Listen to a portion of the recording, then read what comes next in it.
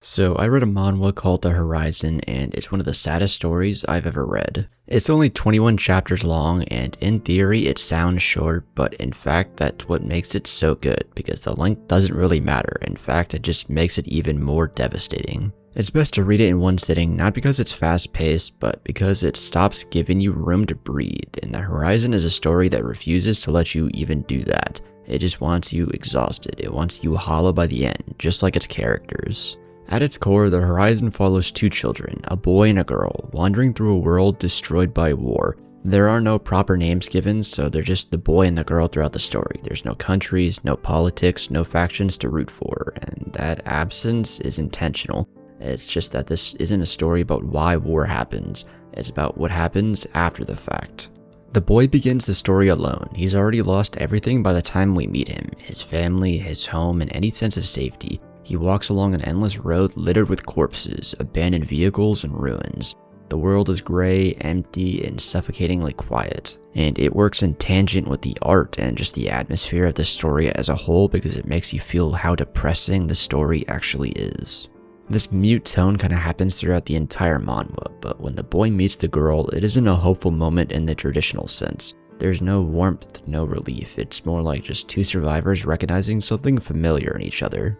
The look of someone who has already seen too much. They don't bond instantly because they're children. They bond because they're broken in the same way. Also because of how much fucked up things they've seen. But from the moment they decide to walk together, the story establishes its central ideology. Just keep moving forward. Not because there's a guaranteed reward at the end, but because stopping means death, physically or mentally. The road becomes everything. It's their past, their present, and their imagined future all collapsed into one endless stretch of ground. What makes The Horizon so painful isn't just the suffering the children endure, it's just a matter of fact of how the story actually is. Horrors just happen suddenly, without warning, and just as suddenly pass. There are no long speeches about grief. The children don't get the luxury of processing trauma, they simply carry it with them and keep walking. The first major threat they encounter, the strange man, establishes this tone perfectly.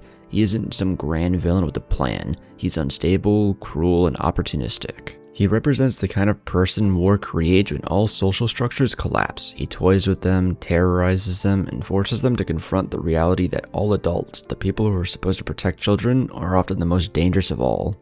Later, the man in the suit becomes one of the most haunting figures in the entire story. He isn't openly violent at first. He speaks calmly, rationally, and talks about morality, about right and wrong, and just about survival in general.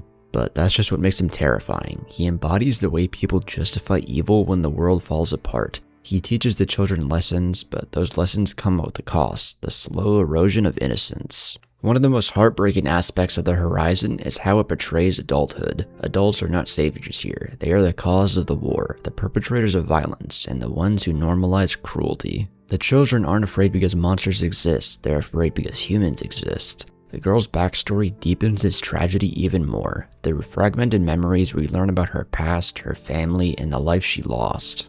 And those moments don't exist to soften the story, they exist to remind us what was stolen. Her bond with the boy grows not because they talk about their feelings, and pretty much shared trauma becomes its own language, which shows how fucked this story actually is. Visually though, The Horizon is deceptively simple. The art is stark, almost minimalist at times. Characters are small against massive, empty landscapes. Faces are often expressionless, not because the artist lacks detail, but because the characters are emotionally numb. The wide panels of empty road emphasize isolation, with the frequent use of negative space making the world feel endless and uncaring. The horizon itself becomes one of the most powerful symbols in the story. It represents hope, but a fragile, almost cruel kind of hope. The idea that something must exist beyond all the suffering, even if they can't see it yet. The children don't walk because they're optimistic, they walk because believing on the horizon is the only thing keeping them alive. As the story progresses, the boy begins to change, slowly and almost imperceptibly. He learns about things no child should have ever have to learn about violence, about death, about what people are capable of when pushed far enough. The world doesn't break him all at once, it wears him down piece by piece, and he learns more about this from the man in the suit. But the final encounter with another boy and girl is one of the most devastating moments in the entire manhwa. They can't speak the same language as the other boy and girl are from the opposite side of the war. And the thing is, they're basically exactly like the characters we've been following so far, most likely following in similar circumstances as well. It mirrors the beginning perfectly though. Two pairs of children, guns drawn, fear replacing trust, and even though they don't share a language, they understand each other instantly, not as friends, but as survivors shaped by the same brutal world. And oh boy, that encounter will definitely leave you broken. I think you just gotta read it for yourself. More going into spoilers, the story itself concludes with a time skip, showing the boy as an old man who has lived a full life but remains haunted by his trauma. He finds a young couple in the woods, and after a lifetime of bitterness is surprised when they offer him food. It's just a final, quiet testament that even in a world defined by the horrors of war, small acts of kindness can still exist. But in the end though, I think after you read it once, it's just a story that sticks with you after you finish it for a while. Not because it shocks you, because it just feels real. Like that this could actually happen if an apocalypse happened. And of course, without the apocalyptic elements in the story, I feel that this could happen in some third world country or a country ravaged by war. But what do you think?